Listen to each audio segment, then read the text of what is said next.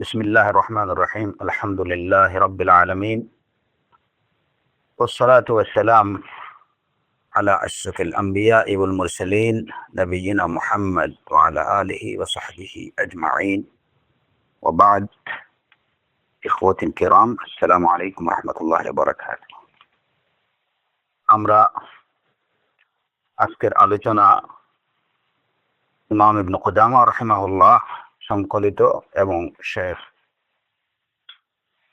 মুহাম্মদ বিন সালেহ আল উসাইমিন রাহিমাহুল্লাহ কর্তৃক ব্যাখ্যাকৃত লুমাতুল ইতিকাদ থেকে। আজকের আলোচ্য বিষয়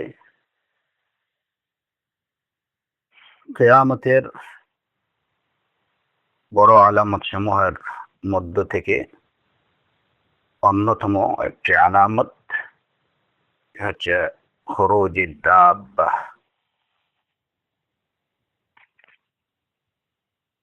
ইমাম ইবনে কুদামা রাহিমাহুল্লাহ বলছেন ওয়া খুরুজুদ দাব্বাহ অর্থাৎ আশরাতুস সাআ আল কুবরা, কিয়ামতের বড় আলামতগুলোর মধ্য হতে ইতিমধ্যে আমরা কয়েকটি আলোচনা করেছি।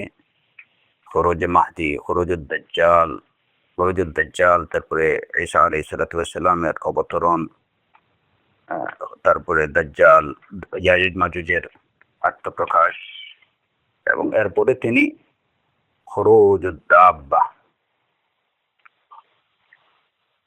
একটা ভূগর্ভ থেকে একটা জন্তুর আবির্ভাব বা আত্মপ্রকাশ, এটা হচ্ছে কিয়ামতের বড় আলামতগুলোর মধ্য থেকে একটি। তিনি বলেছেন ওয়া খুরুজুদ দাব্বাহ। এর পরিপ্রেক্ষিতে শেখ মুহাম্মদ বিন সালেহ আল উসাইমিন রাহিমাহুল্লাহ এর ব্যাখ্যায় যে কথাগুলো বলেছেন সেগুলো আমরা প্রথমে পড়ছি। আদ-দাব্বাহ লুগাতান কুল্লু মা দাব্বা আলাল আরদি। পরিভাষিক করতে বা আবিধানিক করতে দাব্বা বলা হয় কুল্লু মা দাব্বা আলাল আরদ, যত কিছু পৃথিবীর উপরে চলাচল করে। অল মুরাদু বিহা হুনা, আর এখানে দাব্বা বলতে কি উদ্দেশ্য? আদ-দাব্বাতুল্লাতী ইখরিজুহুল্লাহু কুরবা কিয়ামিস সাআহ, ওই জন্তুটি, এখানে দাব্বা বলতে ওই জন্তুকে বোঝানো হয়েছে যেটাকে আল্লাহ আযজা ওয়া জাল কিয়ামত যখন অতি সন্নিকটে চলে আসবে তখন যে যে জন্তুটাকে তিনি বের করবেন, এখানে দাব্বা বলতে ওই জন্তুটাকে বোঝানো হয়েছে। কিয়ামতের পূর্বে আল্লাহ আযজা ওয়া জাল যে নির্দিষ্ট একটি জন্তুকে বের করবেন ওইটাকে বোঝানো হয়েছে। ওয়া খুরুজুহা সাবিতুন বিল কুরআনি ওয়াস সুন্নাহ, আর ভূগর্ভ থেকে এই জীব বা এই জন্তুটির বের হওয়ার বিষয়টি কোরআন এবং সুন্নাহ দ্বারা প্রমাণিত। قال الله تعالى, কোরআন থেকে প্রমাণিত এর দলিল কি? আল্লাহ আযজা ওয়া জাল বলেছেন وإذا وقع القول عليهم أخرجنا لهم دابة من الأرض تكلمهم أن الناس كانوا بآياتنا لا يوقنون। সূরাতুন নামলের 82 নম্বর আয়াত। যখন তাদের উপরে আমার প্রতিশ্রুতি এসে যাবে,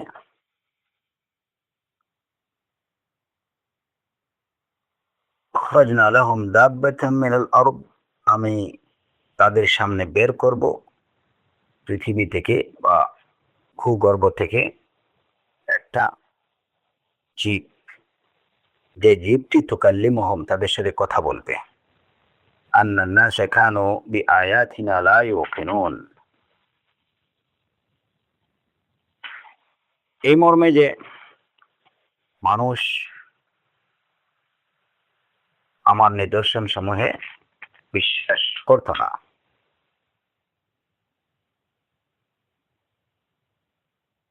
এই আয়াতে ওয়াইদা ওয়াকাআল কাওলু আলাইহিম আখরাজনা লাহুম দাব্বাতাম মিনাল আরদি তুকাল্লিমুহুম, যখন প্রতিশ্রুতি এসে যাবে তাদের উপরে আমি ভূগর্ভ থেকে বের করব একটা দাব্বা, একটা জীব, সে মানুষের সাথে কথা বলবে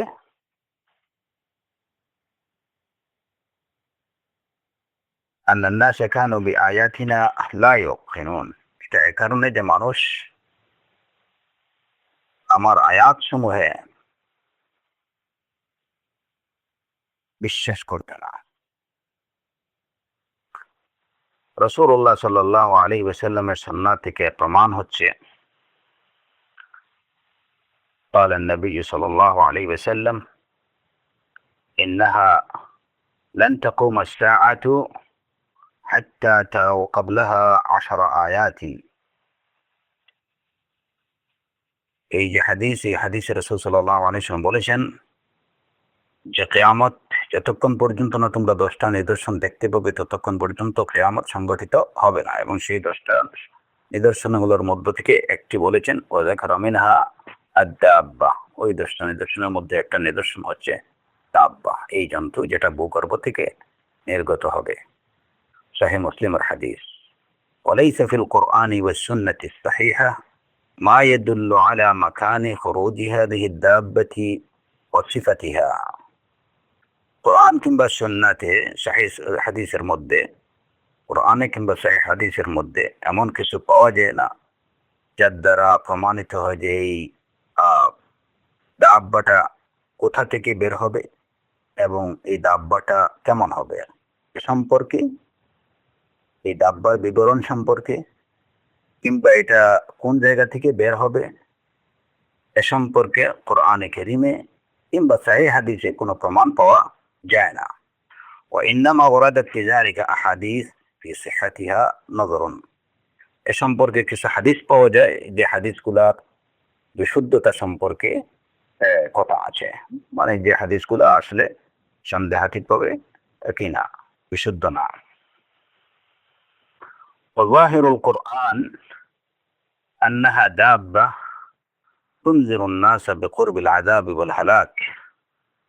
কোরআনে কারীমের বাহ্যিক আয়াতের বাহ্যিক অর্থ থেকে যেটুকু বোঝা যাচ্ছে যে ভূগর্ভ থেকে নির্গত এই জীবটা বা এই জন্তুটা মানুষকে আল্লাহর আযাব যে অতি সমাগত, অতি সন্নিকটে, তাদের ধ্বংস যে অত্যন্ত কাছে, মানুষের ধ্বংস, আল্লাহর আযাব তাদের অতি সন্নিকটে, এই সম্পর্কে তাদেরকে ভীতি প্রদর্শন করবে এই জন্তুটা।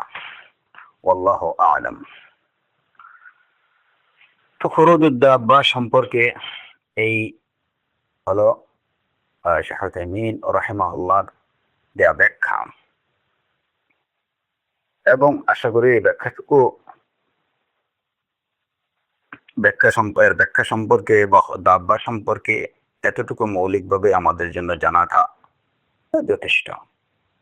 যেহেতু কোরআন এবং সুন্নাতে বিশুদ্ধ কোনো দলিলে এরকম কিছু পাওয়া যায় না যে এই যন্ত্রটা কোথা থেকে বের হবে কিংবা যন্ত্রটা কেমন হবে,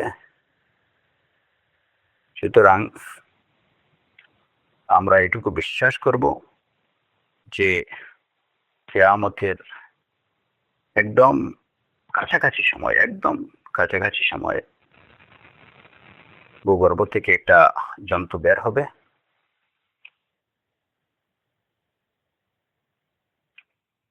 এই জন্তুটা মানুষের সাথে কথা বলবে, মানুষকে আল্লাহর আযাবের ভয় প্রদর্শন করবে,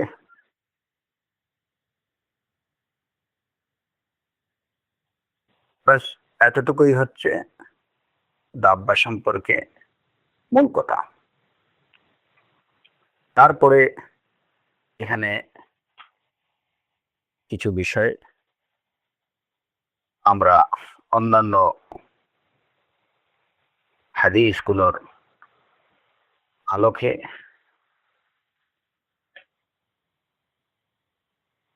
এবং বিভিন্ন তাফসীরের আলোকে এ সম্পর্কে দাব্বাতুল আরদ সম্পর্কে যে কথাগুলো বর্ণিত হয়েছে জেনে রাখার জন্য, যাতে করে এ সম্পর্কে কোনো ধরনের বিভ্রান্তি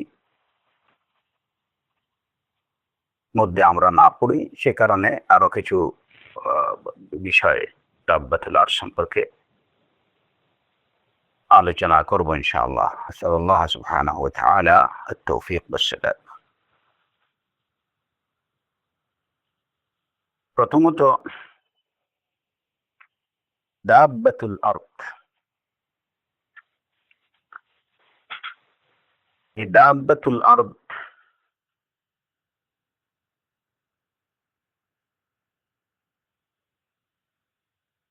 যে জীবটা বা যে জন্তুটা হাদিসে এসে দাব্বাতুল আরদ বলা হয়েছে, কোরআনে কারীমে দাব্বাতুল আরদের কথা বলতে গিয়ে আল্লাহ আযজা ওয়া জাল্লা যেভাবে বলেছেন, আখরাজনা লাহুম দাব্বাতাম মিনাল আরদ, আখরাজনা লাহুম দাব্বাতাম মিনাল আরদ। ছোট কিছু বিষয় এগুলো খেয়াল রাখবেন, তাহলে ইনশাআল্লাহ এসব সম্পর্কে বা এসব বিষয়ে কোনো ধরনের বিভ্রান্তি বা বিভ্রাট তৈরি হবে না ইনশাআল্লাহ। আখরাজনা লাহুম দাব্বাতাম মিনাল আরদ, আল্লাহ আযজা ওয়া জাল্লা বলছেন প্রতিশ্রুতি যখন এসে যাবে তখন আমি ভূগর্ভ থেকে একটা জীব বের করব এই আয়াত থেকে। এবং রাসূলুল্লাহ সাল্লাল্লাহু আলাইহি ওয়াসাল্লামের হাদিস গুলো থেকে, যে সমস্ত হাদিসে এই দাব্বার কথা বলা হয়েছে, সে সমস্ত হাদিসে এটাকে দাব্বাতুল আরদ বলা হয়েছে। তো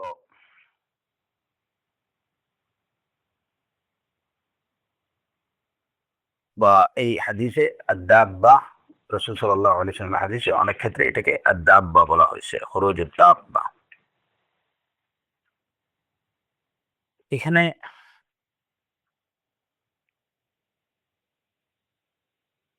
কোন কোন রিওয়ায়াতে দাব্বাতুল আরদ বলা হয়েছে, কোন কোন রিওয়ায়াতে দাব্বাতুল আরদ দাব্বা বলা হয়েছে।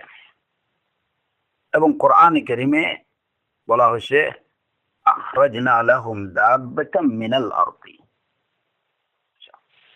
এখন দাব্বা বলা হয় যেটা শাইখ উসাইমিন রাহিমাহুল্লাহ বললেন, মা ইয়াদুব্বু আলাল আরদি বা কুল্লু মা দাব্বা আলাল আরদি,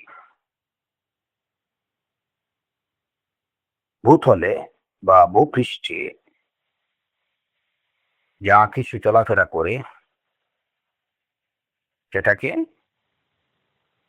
দাব্বা বলা হয়। সেখান থেকে দাব্বা আদ-দাওয়াব, চতুষ্পদ জন্তুকে দাওয়াব বলা হয়, কারণ এগুলো ভূপৃষ্ঠে চলাফেরা করে।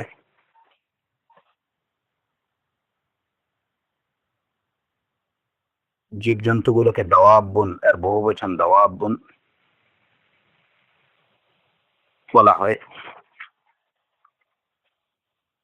এখন এই আয়াতে যে বিষয়টা আমাদের লক্ষণীয়, বা আয়াত থেকে এই দাব্বার একটা পরিচয় আমরা পাই। দাব্বাতুন সাধারণত মা ইয়াদুব্বু আলাল আরদি, জমিনের উপরে বা ভূপৃষ্ঠে যেগুলো চলাফেরা করে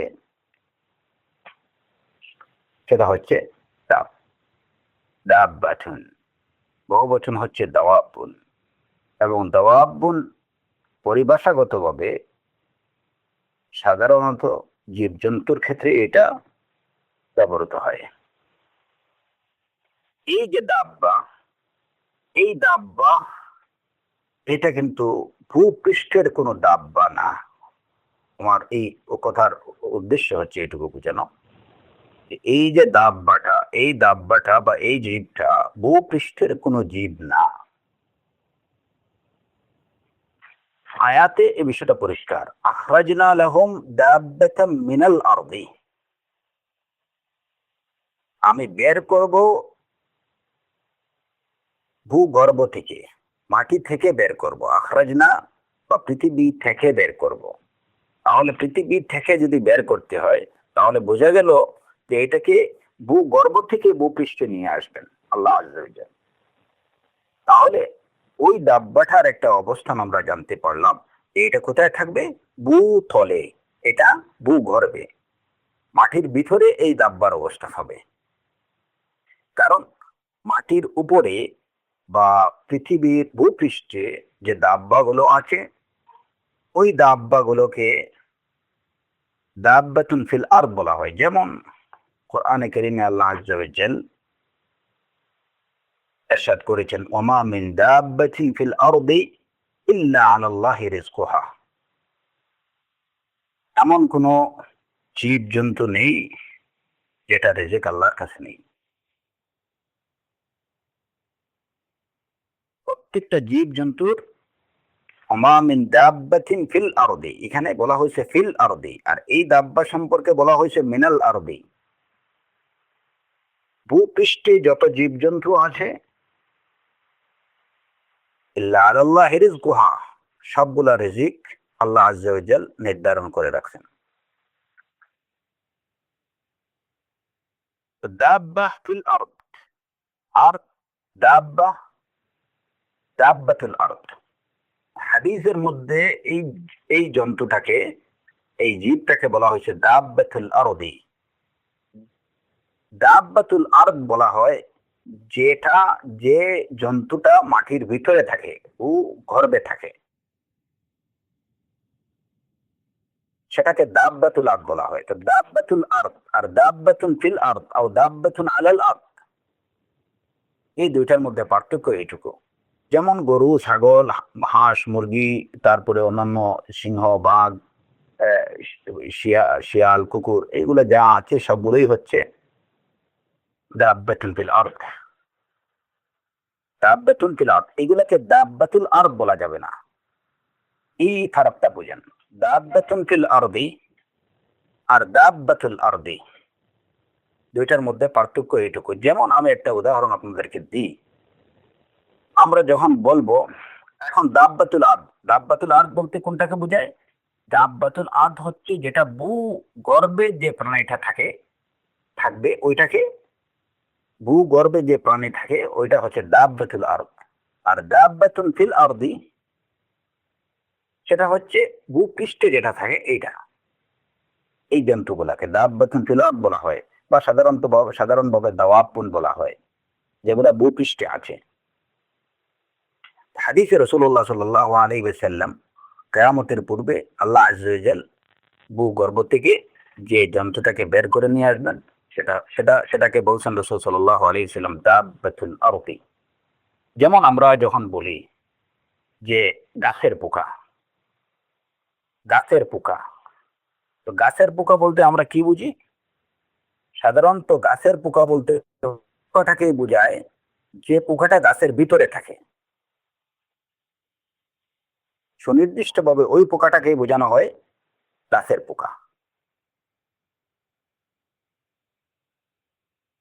যেটা গাছের ভিতরে থাকে। বাঁশের পোকা যেটা বাঁশের ভিতরে থাকে। আমের পোকা যেটা আমের ভিতরে থাকে। আমের উপরে যেটা থাকে ওইটাকে আমরা আমের পোকা বলি না।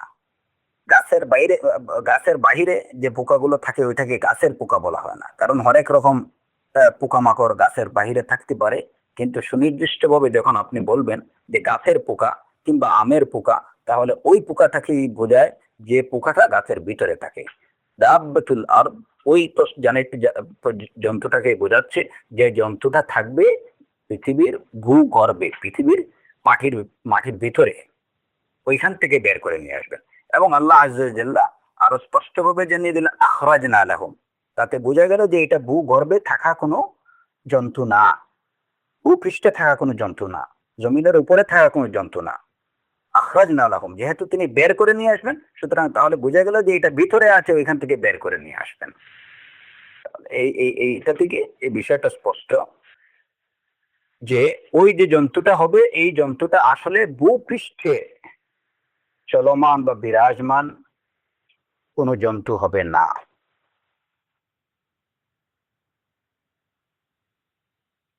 সুতরাং যে অনেকে যে এটা এটা মহিষের মতো হবে কিংবা ষাঁড়ের মতো হবে, বা এরকম যে কথাবার্তা হবে, এই কথাগুলো আসলে ভিত্তিহীন, এই কারণে যে পৃথিবীতে বিরাজমান কোনো জন্তু এটা কোনো এরকম কোনো জন্তু না।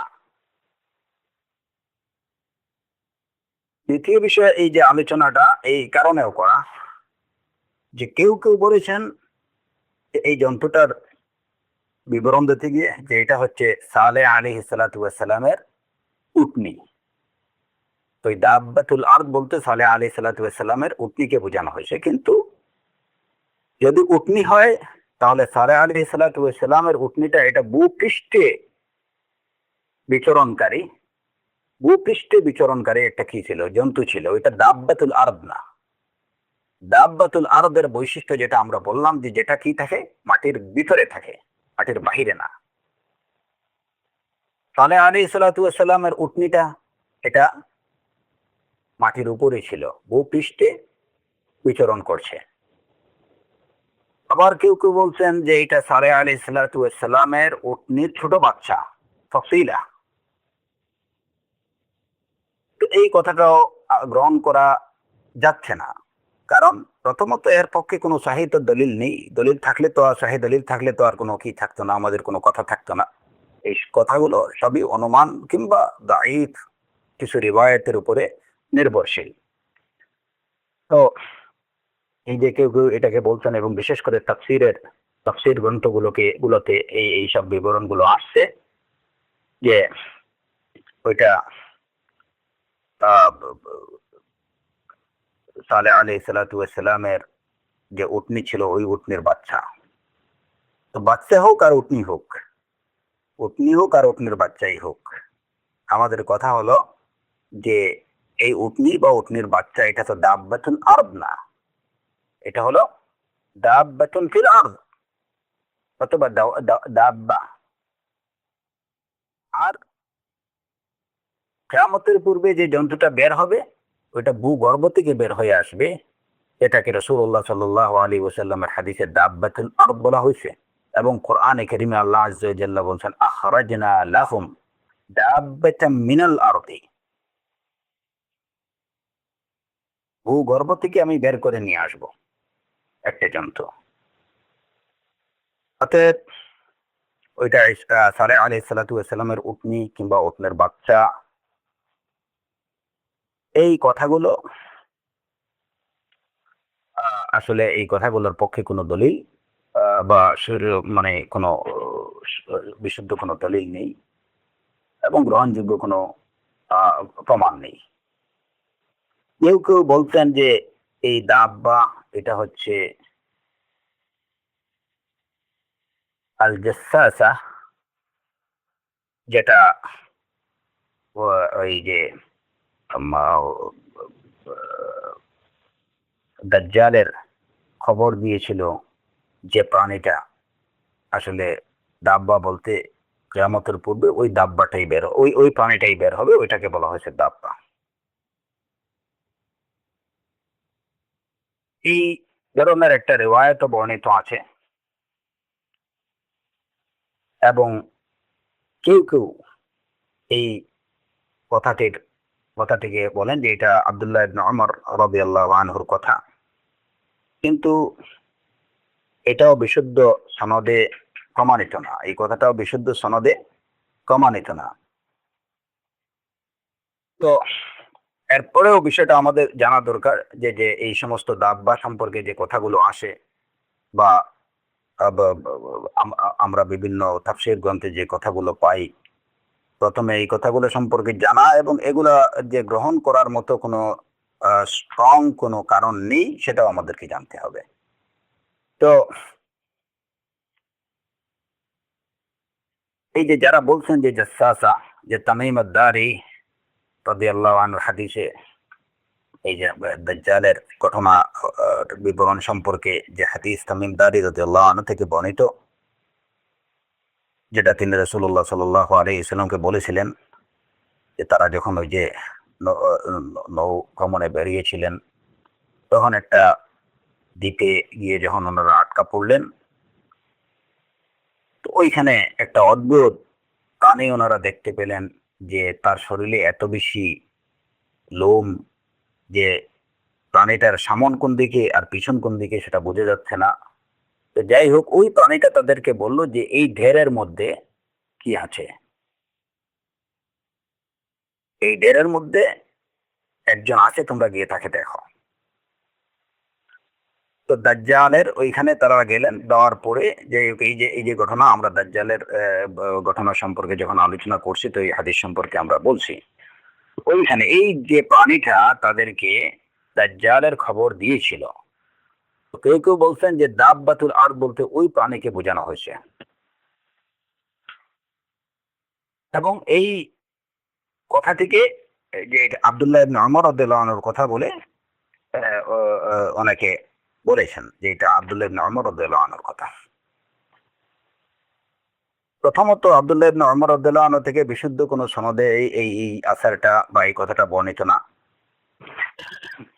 সুতরাং আমরা এটাকে এরকম একটা গুরুত্বপূর্ণ বিষয়ে দিনের, যেখানে কিয়ামতের আলামত সম্পর্কিত একটা বিষয়, সেখানে এটাকে আমরা গ্রহণ করতে পারছি না। দ্বিতীয় বিষয় হলো যে যদি আমরা মেনে নেই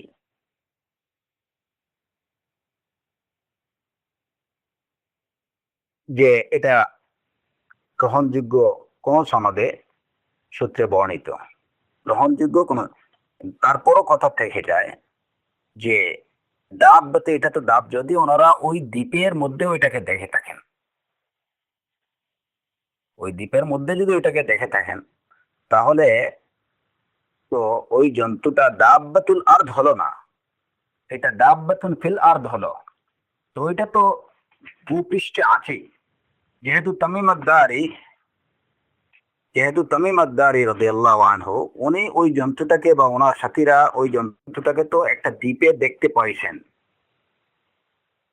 তো দ্বীপটা তো এটা ভূপৃষ্ঠ, এটা তো ভূগর্ভ না। যেহেতু ভূপৃষ্ঠে ওনারা দেখতে পাইছেন, সুতরাং এটা তো আর দাব্বাতুল আরদ না, ওইটা তো ভূপৃষ্ঠেই আছে, মাটির উপরেই আছে, জমিনের উপরে আছে। তো এটাকে বের করে নিয়ে আসা, যেটা আল্লাহ আযজা ওয়া জাল্লা বলছেন আখরাজনা লাহুম দাব্বাতাম মিনাল আরদ, সেটা তো প্রয়োজন হচ্ছে না। তো ভূগর্ভে থাকলে এটাকে বের করে নিয়ে আসবেন, কিন্তু এটা তো ভূগর্ভে না, আসলে ওনারাই যখন দেখছেন তখনই তো এটা কি ভূপৃষ্ঠে আছে। এবং আরেকটা বিষয় হলো যে তামিম আদ-দারি দেশে আসার আগেই কিন্তু রাসূলুল্লাহ সাল্লাল্লাহু আলাইহি ওয়াসাল্লাম দাজ্জালের কথা বলছেন। তামিম আদ-দারি রাদিয়াল্লাহু আনহু ওনারা দেখে আসার আগেই কিন্তু দাজ্জালের কথা বলছেন। রাসূলুল্লাহ সাল্লাল্লাহু আলাইহি ওয়াসাল্লাম এর আগেই দাব্বাতুল আরদের কথা বলছেন। এখন যদি, তাহলে বুঝা গেল কি যে তামিম আদ-দারি রাদিয়াল্লাহু আনহু দেখার আগেই বা ওই ঘটনাটা উনি দেখা প্রত্যক্ষ করার আগেই রাসূলুল্লাহ সাল্লাল্লাহু আলাইহি ওয়াসাল্লাম ওই প্রাণীটাকে দাব্বাতুল আরদ বলছেন, ভূগর্ভে, ভূগর্ভস্থ একটা প্রাণী।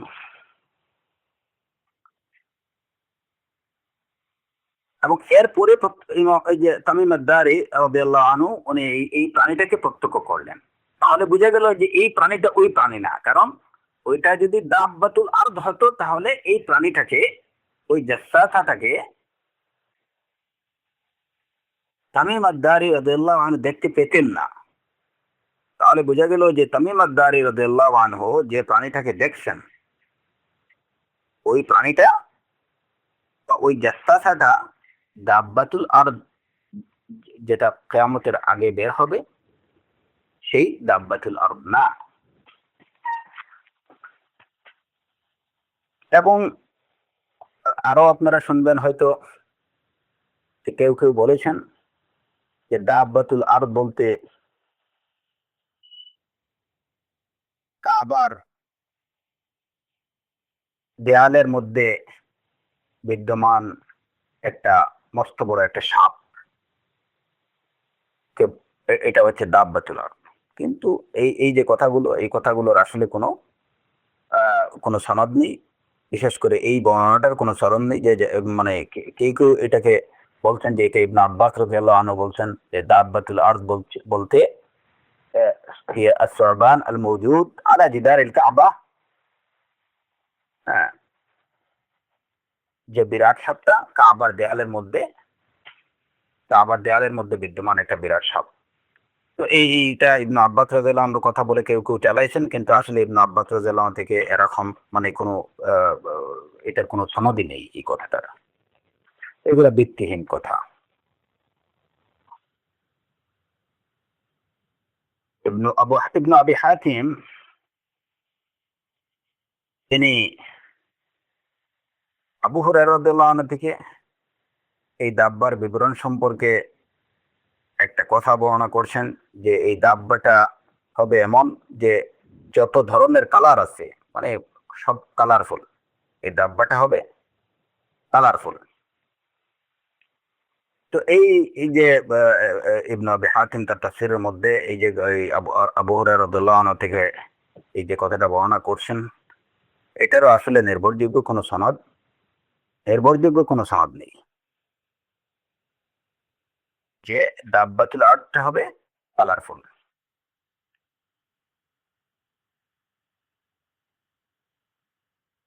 তারপরে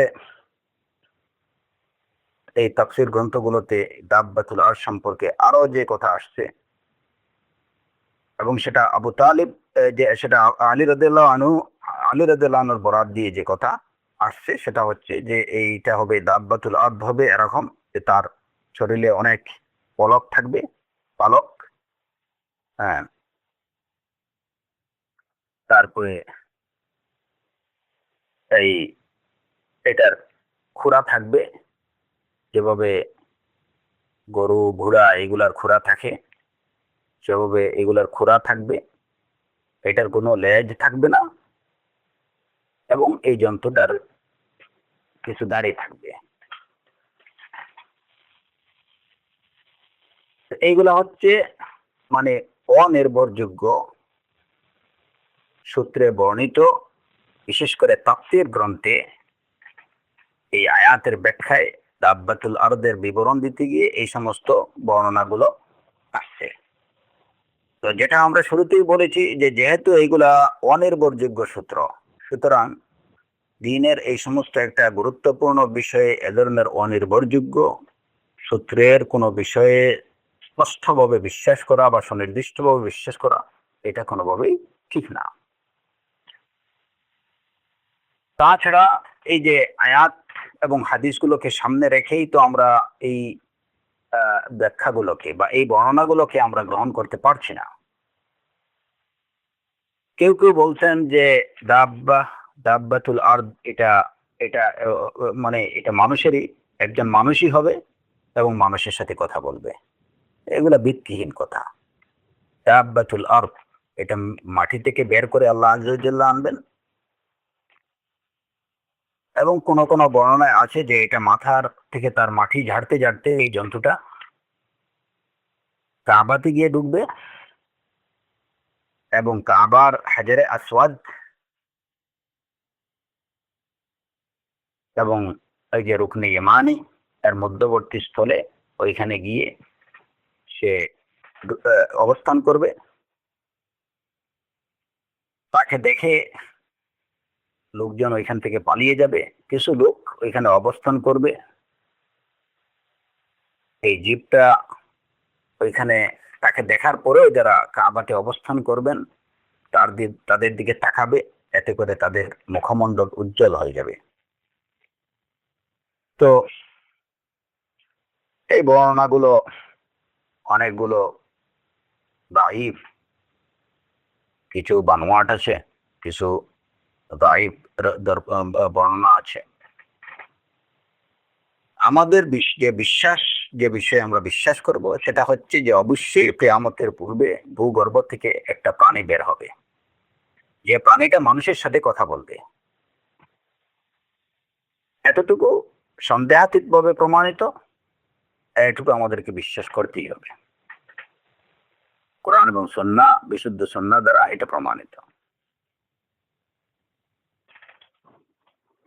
এই দাব্বার যে কাজ কি হবে বা সে কি করবে, কি কোথা থেকে বের হবে এ সম্পর্কেও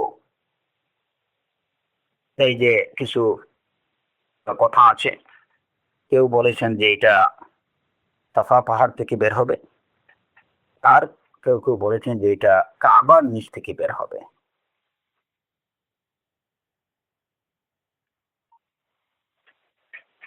আর কেউ কেউ বলছেন যে এটা মরুভূমি থেকে বের হবে। কোথা থেকে বের হবে সে বিষয়ে আমাদের কাছে বিশুদ্ধ কোনো প্রমাণ নেই। কোরআন এবং সুন্নাহ সাহিহা থেকে আমাদের কাছে কোনো প্রমাণ নেই। অতএব কোথা থেকে বের হবে আমরা সুনির্দিষ্টভাবে সেটা জানি না, আল্লাহ আলাম। বের হবে এটুকু আমরা জানি, এটার উপরে আমরা বিশ্বাস করি।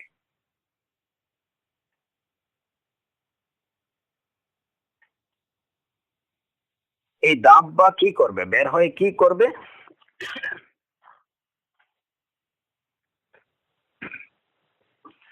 এ বিষয়ে প্রথমত কোরআনে কারীমে আল্লাহ আযজা ওয়া জাল্লা যেটা বলে দিয়েছেন, তুকাল্লিমুহুম, তা মানুষের সাথে কথা বলবে।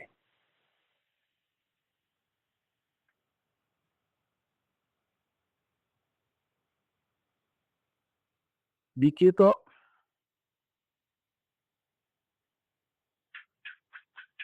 কোন কোন রিওয়ায়াতে এর কাজ সম্পর্কে আরেকটু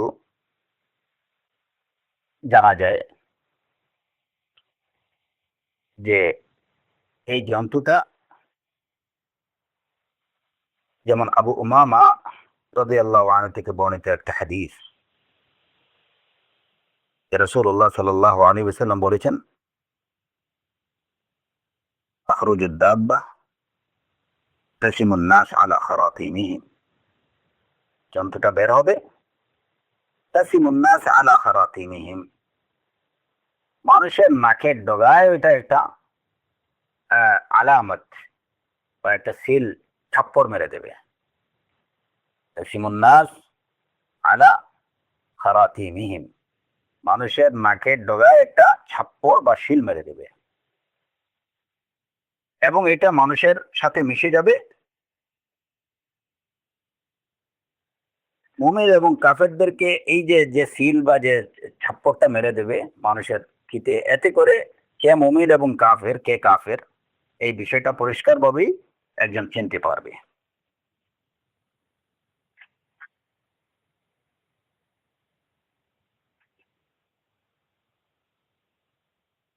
এই এই জন্তুটা বের হওয়ার পরে, দাব্বাতুল আর যেটা বের হবে, বের হওয়ার পরে এটা মানুষের নাকের মধ্যে, নাকের ডগায় একটা সিল মেরে দেবে, এটা দাগ বা ছাপ্পড় মেরে দেবে যেটাকে আমরা বলি। ওইখানে লেখা থাকবে যে কাফির, সে তার তার নাকের ডগায় লেখা থাকবে কাফির, যে মুমিন তার নাকে লেখা থাকবে মুমিন। কোন বর্ণনা থেকে জানা যায় যে মুমিনদের কপালের মধ্যে সে লিখে দেবে, কপালের মধ্যে লিখে দেবে মুমিন, আর কাফেরদের নাকের ডগায় লিখে দিবে কাফের। এমনকি কোন কোন বর্ণনা থেকে জানা যায় যে এই অবস্থা চলতে থাকবে, যে একজন আরেকজনকে ডাকবে ইয়া মুমিন অথবা ইয়া কাফির হিসেবে।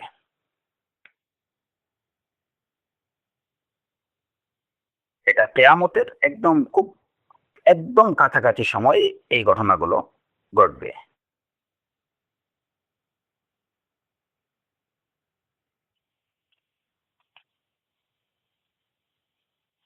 তো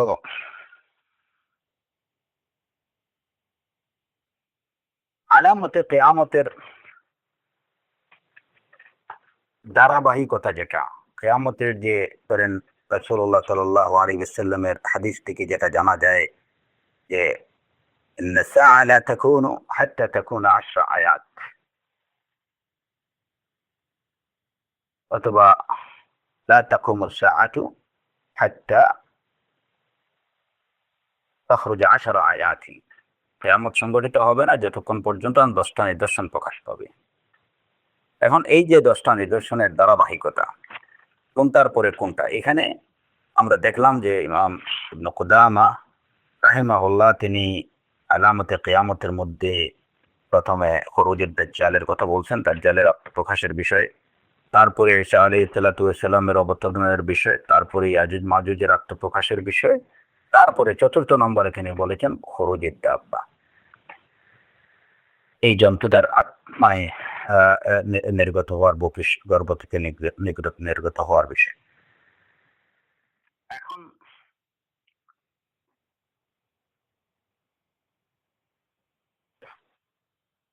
এই আলামতে কিয়ামতের যে বড় আলামত গুলোর এই যে ধারাবাহিকতা কোনটার পর কোনটা বের হবে, এই বিষয়ে আসলে সুনির্দিষ্টভাবে বা সুনিশ্চিতভাবে এই 10টা আলামত গুলো ধারাবাহিকভাবে বর্ণনা করা এটা কিনা সুনিশ্চিতভাবে বলা যাবে না যে এইটার পরে এটা, এটার পরে এটা। এর ধারাবাহিকতা সম্পর্কে উলামায়ে কেরামের মধ্যে ইখতিলাফ বিদ্যমান। এমনকি বাহ্যিকভাবে রাসূলুল্লাহ সাল্লাল্লাহু আলাইহি ওয়াসাল্লামের হাদিসের দিকে এই যে আলামতে কিয়ামত বা আশরাতুস সাআতিল কুবরা সম্পর্কিত যে হাদিসগুলো আছে, হাদিসগুলোর দিকে যদি আমরা তাকাই তাহলে দেখা যাবে যে একটা হাদিসের ইবারা বা একটা হাদিসের টেক্সট অন্য হাদিসের টেক্সটের মতো না।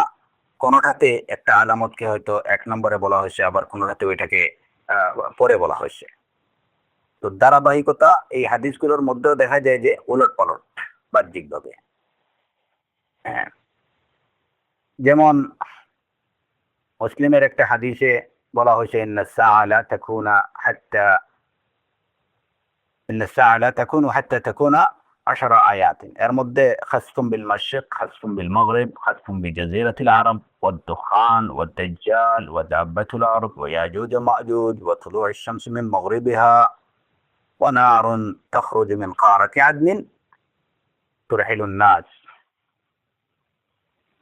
এবং অন্য বর্ণনায় নজুল ঈসা ইবনে মারইয়াম 10 নম্বরে বলা হয়েছে। তো এই যেমন এই মুসলিমের এই রিওয়ায়াতে দেখা গেল যে প্রথমেই এই যে ভূমিধসের কথা বলা হয়েছে। আবার সহিহ মুসলিমের যদি আপনারা অন্য রিওয়ায়াত দেখেন তাহলে ওইখানে দেখবেন যে প্রথমত এই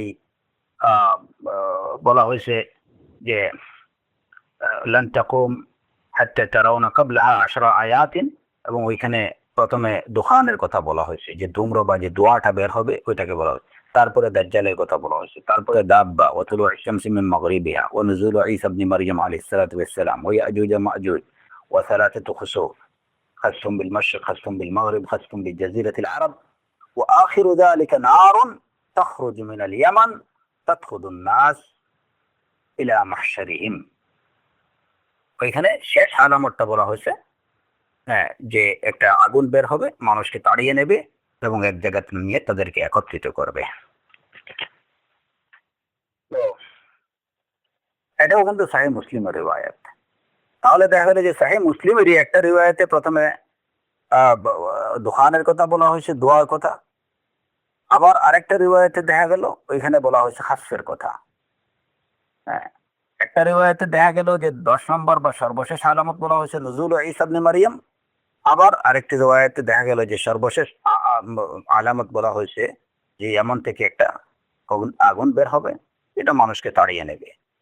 হ্যাঁ, তো এখানে এই যে হাদিসগুলো থেকে কি বোঝা যায় যে ওই হাদিসগুলোতে রাসূলুল্লাহ সাল্লাল্লাহু আলাইহি ওয়াসাল্লাম যে আলামতগুলোর যে ধারাবাহিকতা বর্ণনা তার উদ্দেশ্য ছিল না। আশরাতুস সাআহ বা কিয়ামতের আলামতগুলো কি সেটা বর্ণনাই ছিল তার মুখ্য বিষয়, বা সেটাই ছিল তার উদ্দেশ্য। যে কারণে সবগুলো হাদিসে দেখা যায় যে আশরাতুস সাআতিল কুবরা, কিয়ামতের বড় আলামতগুলো যেগুলো, ওই আলামতগুলো যেগুলো বর্ণনা করেছেন প্রত্যেকটা হাদিসে একই আলামত বর্ণনা করা হয়েছে, এর মধ্যে কোনো পার্থক্য নেই। একই আলামতগুলো, ওইখানে যে 10টার কথা বলা হয়েছে প্রথম রিওয়ায়াতে, দ্বিতীয় রিওয়ায়াতে ওই কথাগুলো বলা হয়েছে, এর মধ্যে কোনো পরিবর্তন নেই। শুধুমাত্র বলতে যে সিরিয়াল বা ধারাবাহিকতা যেটা, সেটার মধ্যে একটু উলট পালট। এতে বোঝা যায় যে রাসূলুল্লাহ সাল্লাল্লাহু আলাইহি ওয়াসাল্লামের উদ্দেশ্য ছিল এই 10টা বড় আলামত বা নিদর্শনের কথা বর্ণনা করা। সিরিয়াল অনুযায়ী কোনটার পর কোনটা বের হবে, কোনটার পর কোনটা বের হবে, এগুলা বর্ণনা করা তার উদ্দেশ্য ছিল না। অতএব সহিহ মুসলিমের ওই হাদিসগুলো দেখে কেউ যেন বিভ্রান্ত না হয়, কিংবা তার মধ্যে কোনো ধরনের এই যে বিভ্রাট যেন দেখা না দেয় যে একটা হাদিসে এরকম আরেকটা হাদিসে এরকম। মূল উদ্দেশ্য যেটা বলা, যে কারণে বলা, সেটাই উনি বলছেন। এখন যে দেখা যায় যে না, ওইখানে একটা রিওয়ায়াতে, সহিহ মুসলিমের একটা রিওয়ায়াতে 10টা কারণ বা 10টা আলামত বর্ণনা করতে গিয়ে করছেন একটা রিওয়ায়াতে, আবার দেখা গেল যে অন্য রিওয়ায়াতে ওই 10টার মধ্যে হয়তো 2টা নেই, নতুন হয়তো আরেকটা অ্যাড হয়েছে। এরকম হলে সেটা একটা প্রশ্নের সৃষ্টি করত, কিন্তু ওরকম না। যে 10টা আলামত সবগুলো রিওয়ায়াতে সেই একই একই বিষয়, এর মধ্যে কোনো কি নেই, ব্যতিক্রম হয়নি। বর্ণনার ধারাবাহিকতা যেটা, যে এই আলামত গুলোর যে ধারাবাহিকতা কোনটার পর কোনটা, সেখানে ব্যতিক্রম হয়েছে। এক এক কোনোটাতে একটা আলামত আগে আনছেন, কোনোটাতে ওইটাকে পরে আনছেন। তো উদ্দেশ্য কিন্তু ধারাবাহিকতা আলামতে মানে কেয়ামতের ধারাবাহিকতা বর্ণনাটা যেহেতু রাসূলুল্লাহ সাল্লাল্লাহু আলাইহি সাল্লামের উদ্দেশ্য ছিল না, বরঞ্চ আলামত গুলো নিদর্শন গুলো বর্ণনা করাই উদ্দেশ্য ছিল, তিনি নিদর্শন গুলো বর্ণনা করছেন। অতএব এই বিষয়ে কোনো সন্দেহের অবকাশ নেই। তারপরে উলামায়ে কেরামরা এই আলামত গুলোর, যেমন এই আলামত গুলোর কিছু কয়েকটার বিষয়ে যে সিরিয়াল গুলা রাসূলুল্লাহ সাল্লাল্লাহু আলাইহি সাল্লামের বিভিন্ন হাদিস থেকে এবং বিশুদ্ধ হাদিস থেকে কয়েকটার ধারাবাহিকতা এটা প্রমাণিত হয়। যেমন এগুলার বিষয়ে কারো কোনো দ্বিমত নেই যে এই সিরিয়ালটা ঠিক। যেমন আহ, আহ, আহ, দাজ্জালের আত্মপ্রকাশ। দাজ্জালের আত্মপ্রকাশের পরে ঈসা আলাইহিস সালাতু ওয়াস সালামের অবতরণ, এরপরে ইয়াজুজ মাজুজের আত্মপ্রকাশ।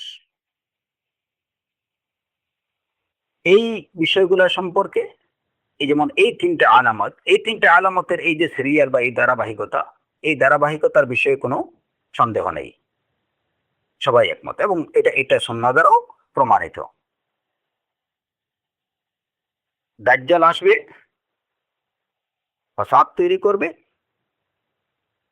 তারপরে ঈসা আলাইহিস সালাতু ওয়াস সালাম অবতরণ করবেন, তিনি দাজ্জালকে হত্যা করবেন, তারপরেই উনি থাকাকালীন সময় ইয়াজুজ মাজুজ আত্মপ্রকাশ করবে।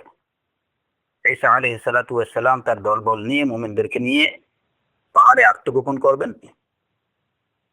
আল্লাহ আজ্জা ওয়া জাল ইয়াজুজ মাজুজের দলকে ধ্বংস করবেন। তারপরে ঈসা আলাইহিস সালাতু ওয়াস সালাম তার সাথীদেরকে নিয়ে ওইখান থেকে তিনি পাহাড়ের উপর থেকে নেমে আসবেন, জমিনের মধ্যে শান্তি বিরাজ করবে। তো এই যে 3টার বিষয়ে কোনো দ্বিমত নেই। এখন দাব্বাতুল আরদ, এটা কোন পর্যায়ে বা কত নাম্বার সিরিয়াল, এই বিষয়ে সুনিশ্চিতভাবে কিছু বলা যাবে না যে ইয়াজুজ মাজুজের পরেই দাব্বাতুল আরদ আসবে নাকি এর মধ্যখানে আরো কিছু হবে। তবে এই বিষয়টা আপনারা আমাদের জেনে রাখা উচিত যে বড় আলামত গুলোর মধ্যখানে ছোট ছোট আরো কিছু আলামত প্রকাশ পাবে এবং পেতে পারে। বড় আলামত গুলোর মধ্যবর্তী সময়ে আরো ছোট ছোট অসংখ্য আলামত প্রকাশ পেতে পারে। তো আলা কুল্লি হাল, দাব্বাতুল আরদ এটা ইয়াজুজ মাজুজের পরেই বের হবে নাকি এর আগে দোহান, যে ধূম্র যেটা, সেই ধূম্র প্রকাশ পাবে, এই বিষয়ে সুনিশ্চিতভাবে কিছু বলা যাবে না। তবে কেয়ামতের এই আলামত গুলো কেয়ামতের অতি নিকটবর্তী সময়েই কিন্তু সংগঠিত হবে, এই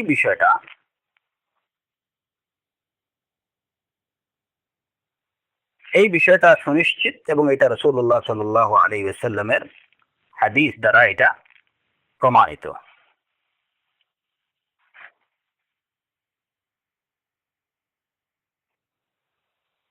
যেমন রাসূলুল্লাহ সাল্লাল্লাহু আলাইহি ওয়াসাল্লামের একটা হাদিস থেকে জানা যায় যে খুরুজুল আয়াত বাদুহা আলা ইসরি বাদ, খুরুজুল আয়াত বাদুহা আলা ইসরি বাদিন ইয়াতাতাবা'না কামা তাতাবা'ুল খিযু ফিন নিজাম। সে এই কিয়ামতের আলামত গুলো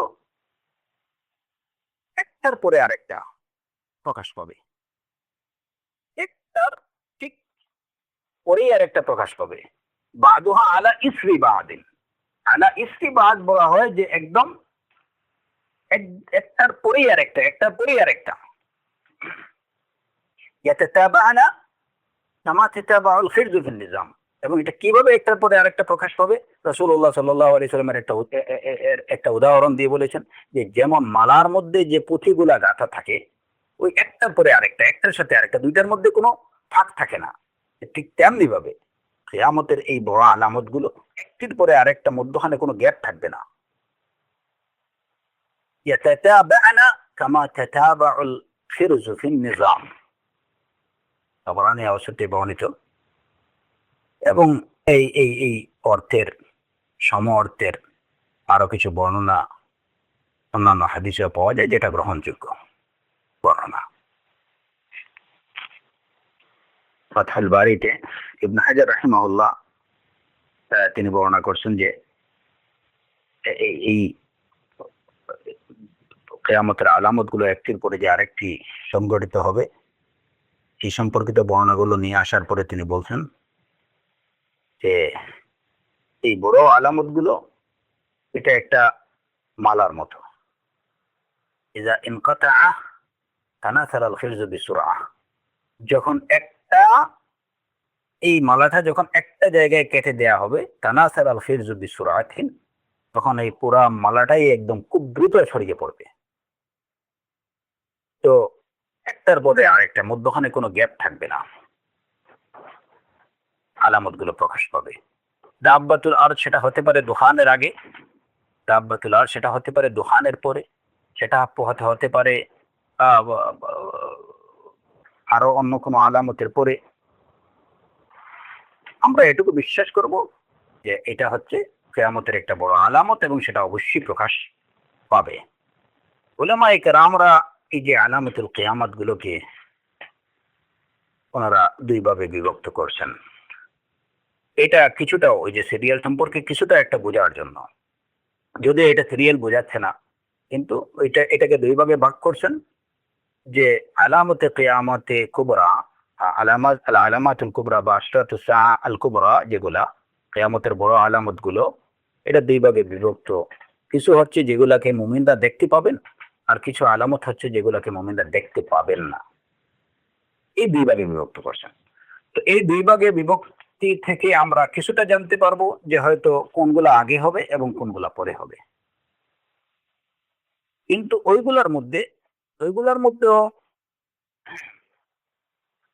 এই তিনটা ছাড়া বাকিগুলো সম্পর্কে সুনিশ্চিত ভাবে বলা যাবে না যে যেগুলো মুমিনরা দেখতে পারবেন সেগুলোর মধ্যে সবগুলা যে একদম সিরিয়াল বাই সিরিয়াল কোনটার পরে কোনটা হবে, সবগুলা সম্পর্কে ওই নিশ্চয়তা দেওয়া যাবে না। যেগুলা মুমিনরা দেখতে পাবেন না সেগুলোর মধ্যেও একটা বিষয় সুনিশ্চিত, যেটা যে সর্বশেষ আলামত যেটা হবে, এই এমন থেকে একটা আগুন বের হবে যেটা মানুষকে তাড়িয়ে নেবে এবং এক জায়গায় নিয়ে সমবেত করবে।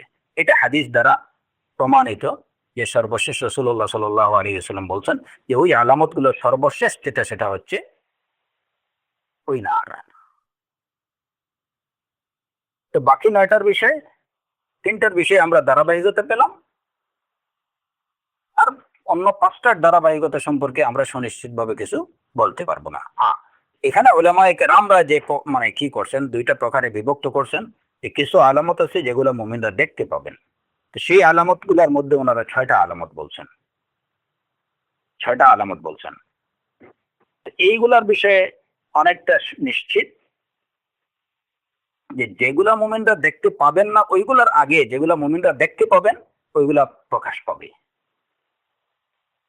যে আলামত গুলোকে কিয়ামতের আলামত গুলোকে দুই ভাগে বিভক্ত করা হয়েছে, উলামায়ে কেরামরা দুই ভাগে বিভক্ত।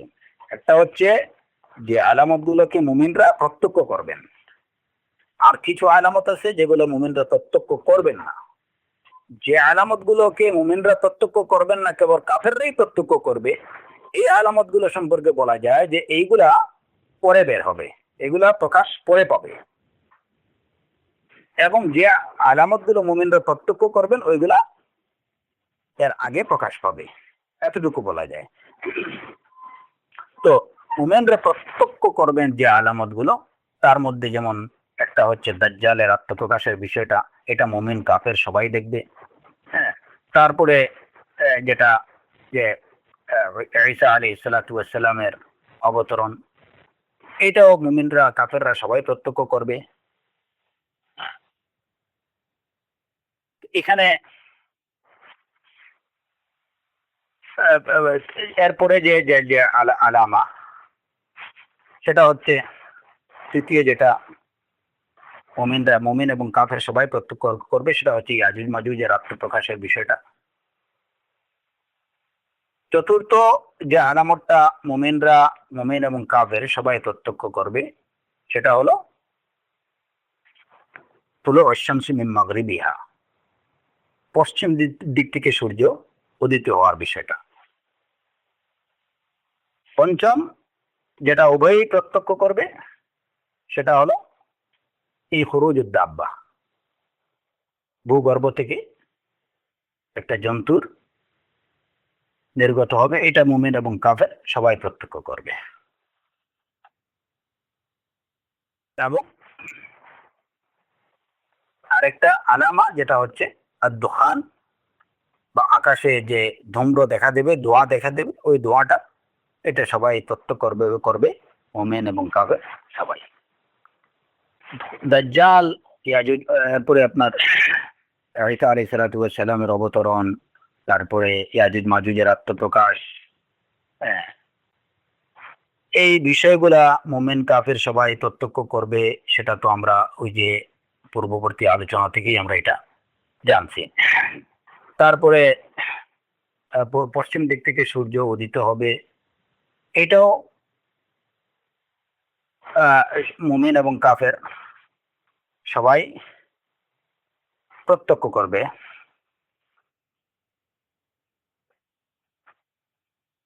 কারণ এটা আমরা কোথা থেকে, বা এই বিষয়টা আমরা আমরা জানলাম কোথা থেকে? রাসূলুল্লাহ সাল্লাল্লাহু আলাইহি ওয়াসাল্লামের হাদিস থেকেই এই বিষয়টা বোঝা যায় যে তখন পর্যন্ত মুমিনরা অবশিষ্ট থাকবেন, ইমানদাররা অবশিষ্ট থাকবেন। কারণ যখন তুলুউ আশ-শামস মিন মাগরিবিহা, বা পশ্চিম দিক থেকে সূর্য উদিত হবে, তখন ওই সময় সম্পর্কে বলা হয়েছে যে তখন লা ইয়ানফাউ নাফসান ঈমানুহা লাম তাকুন আমানাত মিন ক্বাবলু আও কাসাবাত ফি ঈমানিহা খায়রা। তখন যারা আগে ঈমান আনেনি, তখন যদি কেউ ঈমান আনে, তাহলে এই ঈমান তার কোনো কাজে আসবে না, অথবা সে তার ঈমানের মধ্যে যদি কোনো নেক আমল না করে থাকে, তাহলে তখন আর কোনো নেক আমল তার কোনো কাজে আসবে না। তাহলে বুঝা গেল যে ওই সময় পর্যন্ত যারা মুমিন আছেন তারা বিদ্যমান আছেন। তখন যদি নতুন করে কেউ মুমিন হয়, তাহলে তার এই ঈমানটা গ্রহণযোগ্য হবে না।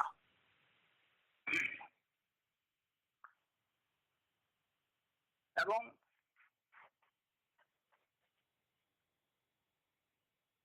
এই যে সাহিহ বুখারী এবং সাহিহ মুসলিমের হাদিসে আরো স্পষ্ট যে লা তাকুমুস সাআ হাত্তা তাতলুআ আশ-শামসু মিন মাগরিবিহা ফাইযা তালাআত মিন মাগরিবিহা ওয়া রাআহা আন-নাস আমানু জামিআ। যখন ওর পশ্চিম দিক থেকে সূর্য উদিত হবে এবং মানুষ সেটাকে দেখবে, ওয়া রাআহা আন-নাস আমানু জামিআন, তখন সবাই ঈমান নিয়ে আসবে। কিন্তু ফাযালিকা হীনুন লা ইয়ানফাউ নাফসান ঈমানুহা লাম তাকুন আমানাত মিন ক্বাবলু। রাসূলুল্লাহ সাল্লাল্লাহু আলাইহি ওয়াসাল্লাম বলছেন, কিন্তু না, ওই সময়টা হলো ওই সময় লা ইয়ানফাউ নাফসান ঈমানুহা, তখন কোনো ঈমান কারো কোনো ফায়দা দেবে না। যারা আগে ঈমান আনেনি, ওই সময় যদি কেউ ঈমান আনে, সেটা তাকে কোনো ফায়দা দেবে না। তাহলে ওই যে তুলুউ আশ-শামসু মিন মাগরিবিহা রাআন নাস, মানুষ সেটা দেখবে। সেই আন-নাসের মধ্যে মুমিন এবং কাফের সবাই আছে, সবাই এটাকে দেখবে। এবং তখন পর্যন্ত মুমিনরা আছেন, যারা আগে থেকে মুমিন তারা বিদ্যমান আছেন। হাদিসের ইবারা থেকে সেটা কিন্তু বোঝা যাচ্ছে। নতুন করে যারা ঈমান আনবে, এই ঈমান তাদের কোনো কাজ দেবে না। লা ইয়ানফাউ নাফসান ঈমানুহা লাম তাকুন আমানাত মিন ক্বাবলু আও কাসাবাত ফি ঈমানিহা খায়রা, কোরআনে কারীমের আয়াত। হুম। তো এর দ্বারা বোঝা গেল যে তুলুউ আশ-শামসি মিন মাগরিবিহা বা পশ্চিম দিক থেকে যখন সূর্য উদিত হবে সেটাকেও মুমিন এবং কাফের সবাই প্রত্যক্ষ করবে। তারপরে পঞ্চম নিদর্শন যেটা, যে এই যে দাব্বাতুল আরদ, সেই দাব্বাতুল আরদ যখন বের হবে তখনও কিন্তু মুমিনরা আছেন। এবং এটাও আমরা ইতিমধ্যে যে আলোচনা করছি, আশা করি সেটা থেকে স্পষ্ট যে দাব্বাতুল আরদ এর কাজ হবে তাসিমুন নাস আলা খারাতিমিহিম, মানুষের নাকের ডগায় থাপ্পড় মেরে দেয়, মুমিনের কপালে কিংবা নাকের ডগায় মুমিন লিখে লিখে দেবে, আর কাফেরদের নাকের ডগায় কাফের লিখে দেবে।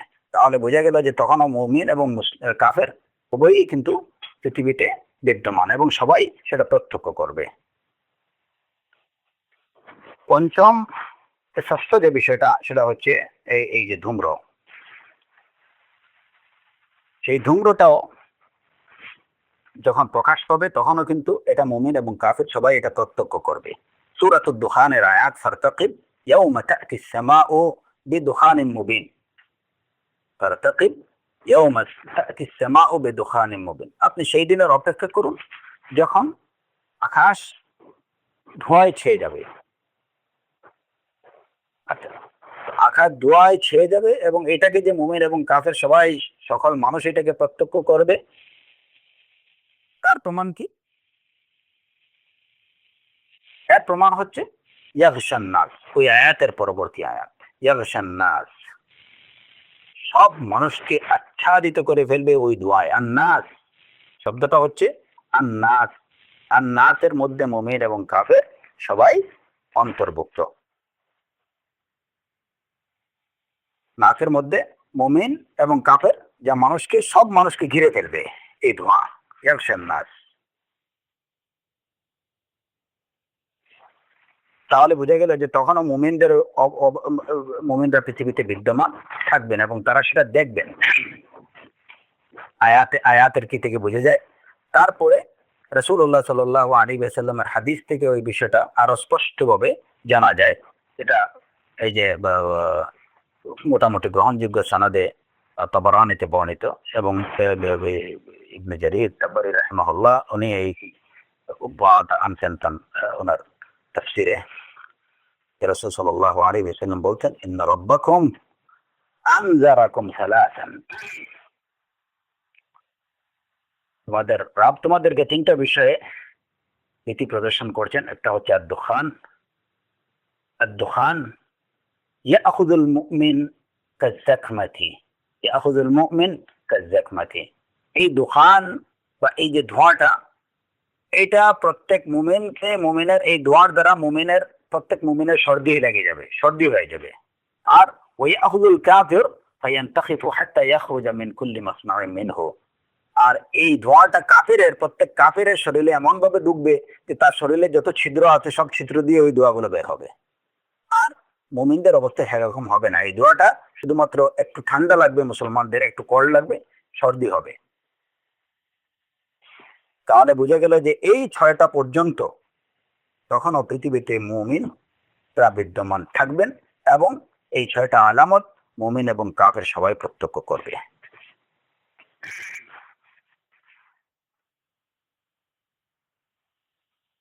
আর যে আলামত গুলো মুমিনরা প্রত্যক্ষ করবেন না, উলামায়ে কেরামরা ওরকম 4টা আলামত নির্ধারণ করছেন। একটা হচ্ছে ওই 3টা ভূমিধস, খাসফুম বিল মাশরিক, খাসফুম বিল মাগরিব, খাসফুম বিল জাজিরাতিল আরব।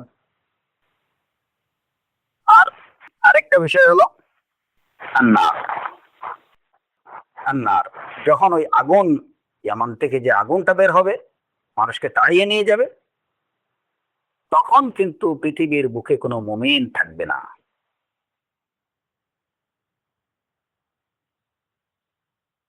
তখন পৃথিবীর বুকে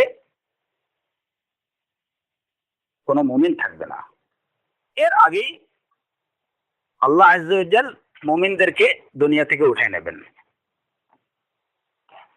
এবং এই সম্পর্কে কোরআনে কারীমে আল্লাহ আযজা ওয়া জাল ইরশাদ করেছেন, লা ইয়াহজুনুহুমুল ফাজউল আকবার, লা ইয়াহজুনুহুমুল ফাজউল আকবার ওয়া তাতালাক্কাহুমুল মালায়েকা। মুমিনদের সম্পর্কে যে ফাজাউল আকবার, সবচেয়ে মহান ভীতি, এটা তাদেরকে চিন্তিত করবে না। লা ইয়াহজুনুহুমুল ফাজাউল আকবার। এবং রাসূলুল্লাহ সাল্লাল্লাহু, তাহলে বুঝা গেল এই ফাজাউল আকবার বলতে যে কিয়ামত বা ওই যে সিংহায় যে ফুৎকার দেয়া, এই বিষয়টা এটা কিন্তু মুমিনরা প্রত্যক্ষ করবেন না। এর আগেই আল্লাহ আযজা ওয়া জাল্লা দুনিয়া থেকে মুমিনদেরকে উঠায় নেবেন। রাসূলুল্লাহ সাল্লাল্লাহু আলাইহি ওয়াসাল্লামের সহিহ হাদিস, কিয়ামত সংঘটিত হবে আলা শিরারিল খালক, সৃষ্টির নিকৃষ্ট লোকদের উপর, কুফার এবং মুশরিকদের উপরেই কিন্তু কিয়ামত সংঘটিত হবে।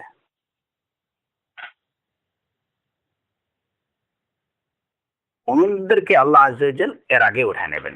তাহলে এই তিনটা এবং এই সর্বশেষ একটা নার, এই চারটা বিষয় মুমিনরা প্রত্যক্ষ করবেন না। এই যে এই বিষয় থেকে বা এই যে প্রকারভেদ থেকে উলামায়ে কেরামরা এই দুইটা ভাগে বিভক্ত করলেন, যে 6টা আলামত যেগুলো মুমিনরা প্রত্যক্ষ, মুমিন কাফের সবাই প্রত্যক্ষ করবে, এবং 4টা আলামত যেগুলো কেবল কাফেররা প্রত্যক্ষ করবে। এই প্রকারভেদ থেকে যেটা বোঝা যায় যে প্রথমত যে বিষয়গুলো মুমিন এবং কাফেররা প্রত্যক্ষ করবেন ওই 6টা আগে ঘটবে, এই 4টা পরে ঘটবে। আল খাস, সালাসাতু খাস, এই 3টা ভূমিধস পরে হবে, এবং এই নার বা যে আগুনটা বের হবে এমন থেকে সেটা পরে বের হবে। এই এতটুকু সিরিয়ালের বিষয়ে আমরা অনেকটা নিশ্চিতভাবে বলতে পারি। আর বিভিন্ন দালাইলের বা প্রমাণাদির ভিত্তিতে, এবং প্রথমত যে 3টা যে আলামতে কুবরার মধ্যে যেগুলো মুমিন এবং কাফেররা উভয় প্রত্যক্ষ করবেন, যে 6টা আলামত, সেই 6টার মধ্যে 3টার সিরিয়াল সম্পর্কে সুনিশ্চিতভাবে হাদিসের আলোকে বলা যেতে পারে। বাস এতটুকুই।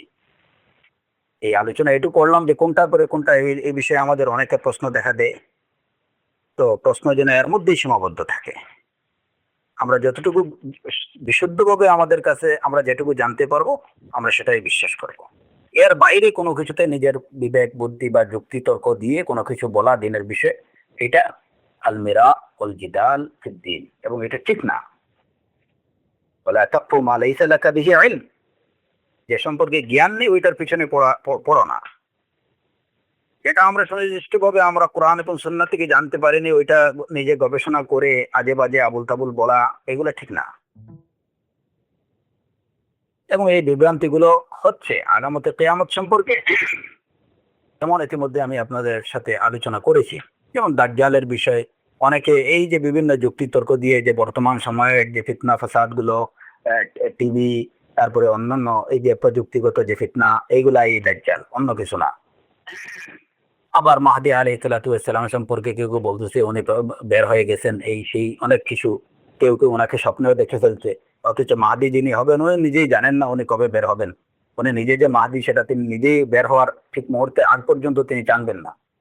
হ্যাঁ, তো এই এই যে কথাগুলো, এগুলো হয়তো মুখরোচক হতে পারে, হ্যাঁ,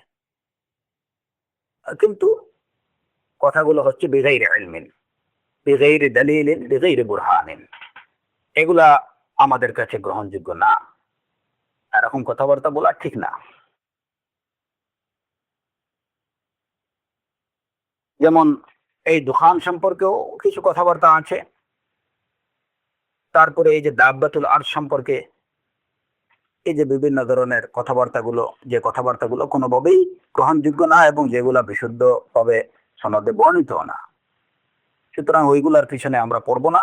যদি কেউ এগুলা বলে কিংবা এইগুলাতে নিশ্চিতভাবে এই কথাগুলো বলে যে না এটা এটাই, তখন তারা আমরা তাদেরকে কিভাবে রদ করব, সেই জন্যই এই আলোচনা। তো যেটা জানা যায় যে তারা মুমিন এবং কাফেরের নাকে, মুমিনদের হয়তো কপালে, একটা রিওয়ায়াত থেকে জানা যায়, এবং অন্য রিওয়ায়াত থেকে যে সবারই নাকে তারা লিখে দিবে, ওই দাব্বাতুল আরটা লিখে দিবে, মুমিনকে মুমিন, কাফেরকে কাফের। তারপরে আল্লাহ আযজা ওয়া জাল, এবং এই লেখাটুকু তাদের ফিতে থাকবে, এবং এরপরে আল্লাহ আযজা ওয়া জাল একটা কোমল একটা বাতাস প্রবাহিত করবেন, যে কোমল বাতাসের দ্বারা এই মুমিনদের রূহ কবজ হয়ে যাবে এবং মুমিনরা মৃত্যুবরণ করবেন। কিয়ামত হবে শিরারুল খালকের উপরে। ফাজাউল আকবার যেটা, এটা মুমিনদেরকে পাবে না। তো এই হলো দাব্বাতুল আরদ সম্পর্কে কিছু কথা।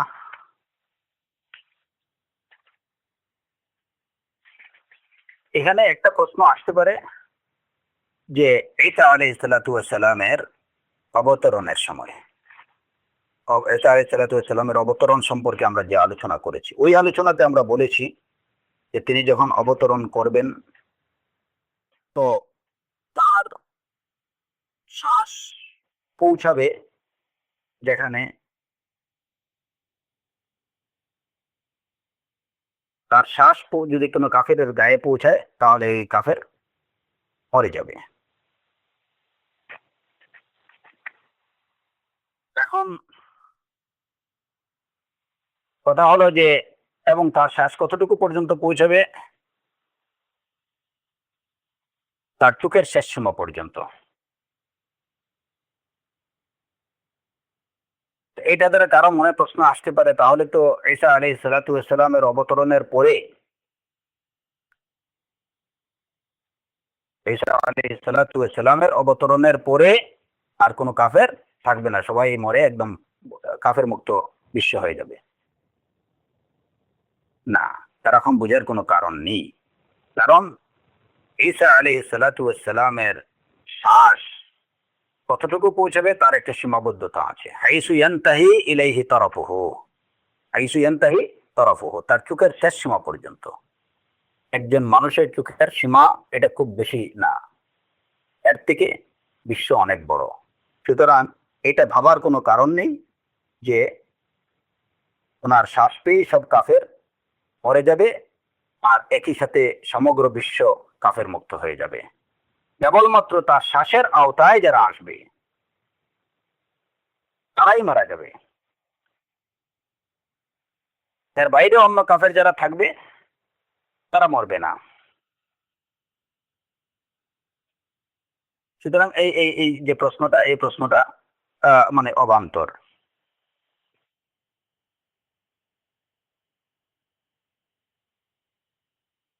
এবং আরেকটা প্রশ্ন এই সম্পর্কে যে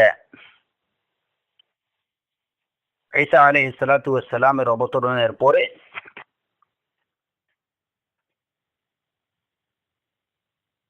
অন্য কোনো ধর্ম থাকবে না।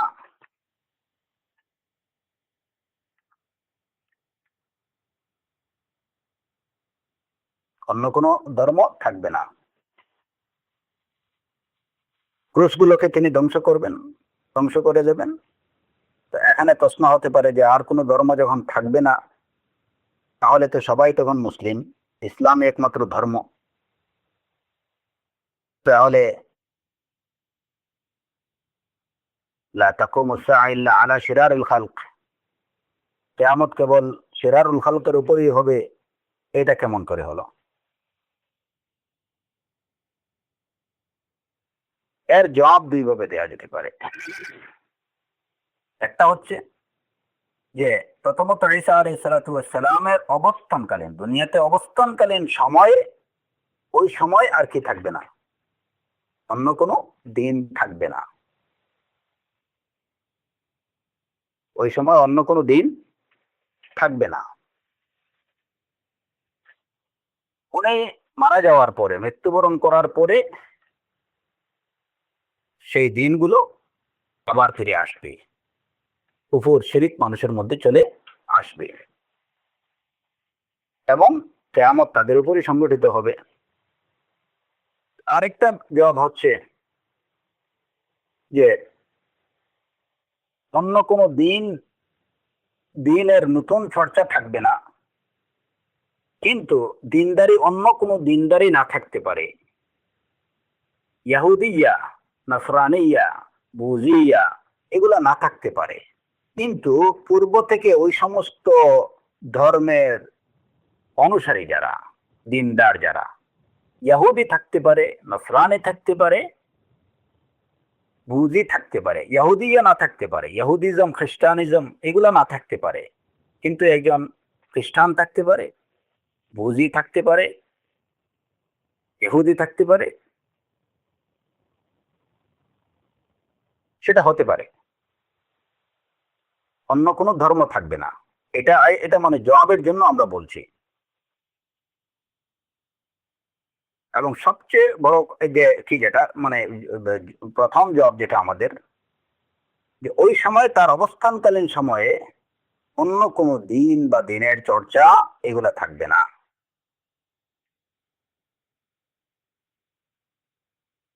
কেবলমাত্র ইসলামই হবে ওই সময়ের সার্বজনীন ধর্ম।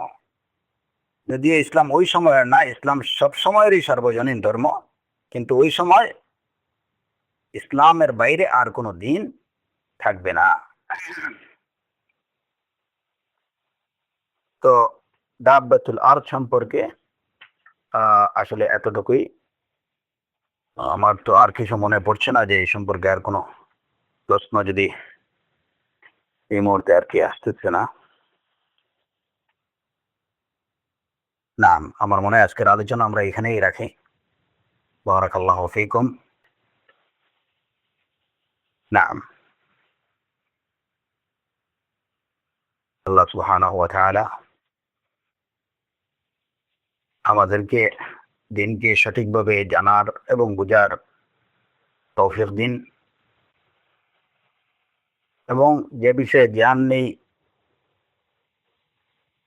এরকম দিনই কোনো বিষয়ে কথাবার্তা বলা থেকে